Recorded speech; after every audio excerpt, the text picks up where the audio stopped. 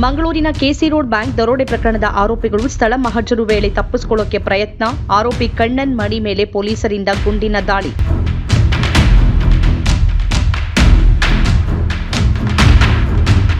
ಉಳ್ಳಾಲದ ಕೋಟೆಕಾರು ವ್ಯವಸಾಯ ಸೇವಾ ಸಹಕಾರಿ ಬ್ಯಾಂಕ್ನಲ್ಲಿ ಜನವರಿ 17ನೇ ತಾರೀಕು ಶುಕ್ರವಾರ ದರೋಡೆ ನಡೆದಿದ್ದು ಜಿಲ್ಲೆಯನ್ನೇ ಬೆಚ್ಚಿ ಬೀಳಿಸಿತ್ತು.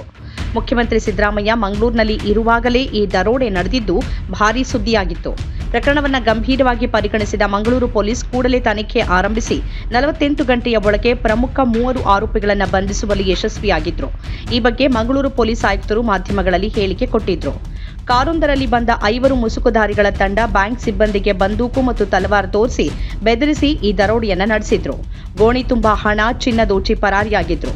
ದರೋಡೆ ಮಾಡಿದ ನಂತರ ಆರೋಪಿಗಳು ತಮಿಳುನಾಡಿನ ತಿರುನಲ್ವೇಲಿಗೆ ತೆರಳಿದ್ರು ಅಂತ ಹೇಳಲಾಗಿದೆ.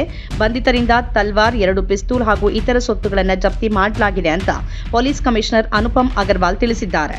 ದರೋಡೆ ಪ್ರಕರಣದಲ್ಲಿ ಬಂಧಿತನಾಗಿರುವ ಮುಂಬೈ ಚೆಂಬೂರು ತಿಲಕ್ ನಗರ ನಿವಾಸಿ ಕಣ್ಣನ್ ಮಣಿ ಎಂಬಾತ ಮಂಗಳವಾರ ಉಳ್ಳಾಲ ಪೊಲೀಸ್ ಠಾಣೆ ವ್ಯಾಪ್ತಿಯ ಕೆಸಿ ರೋಡಿನ ಆಲಂಕಾರು ಗುಡ್ಡೆ ಬಳಿ ಸ್ಥಳ ಮಹಜರು ಮಾಡುವ ವೇಳೆ ತಪ್ಪಿಸಿಕೊಳ್ಳೋಕೆ ಯತ್ನಿಸಿದ್ದು ಮಂಗಳೂರು ಸಿಟಿ ಕ್ರೈಂ ಬ್ರಾಂಚ್ ಪೊಲೀಸರು ಗುಂಡಿನ ದಾಳಿ ನಡೆಸಿದ್ದಾರೆ.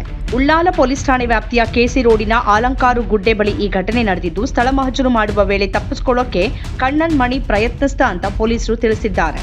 ಗಾಯಗೊಂಡ ಪೊಲೀಸರು ಮತ್ತು ಆರೋಪಿಗಳನ್ನು ಆಸ್ಪತ್ರೆಗೆ ಸಾಗಿಸಿ ಚಿಕಿತ್ಸೆ ನೀಡಲಾಗುತ್ತಿದೆ.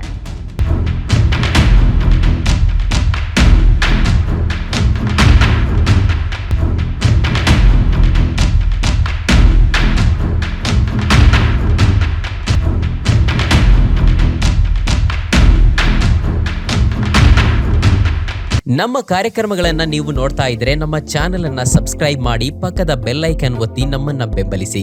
ಹಾಗೆ ನಮ್ಮ ಕಾರ್ಯಕ್ರಮಗಳನ್ನ ಲೈಕ್ ಮಾಡಿ, ಕಮೆಂಟ್ ಮಾಡಿ, ಅದನ್ನ ಬೇರೆಯವರಿಗೂ ವಾಟ್ಸ್ಆಪ್ ಮೂಲಕ ಶೇರ್ ಮಾಡಿ. ನೀವು ಹೀಗೆ ಮಾಡಿದಾಗ ನಮ್ಮ ಚಾನೆಲ್ ಮತ್ತಷ್ಟು ಜನರಿಗೆ ತಲುಪಲು ನೀವು ನಮ್ಮೊಂದಿಗೆ ಸಹಕರಿಸಿದ ಹಾಗಾಗುತ್ತೆ. ಇದು ನೀವು ಯಾವುದೇ ಖರ್ಚಿಲ್ಲದೆ ಕೆಲವೇ ಸೆಕೆಂಡುಗಳಲ್ಲಿ ನೀಡಬಹುದಾದ ಸಹಕಾರ. ಧನ್ಯವಾದಗಳು.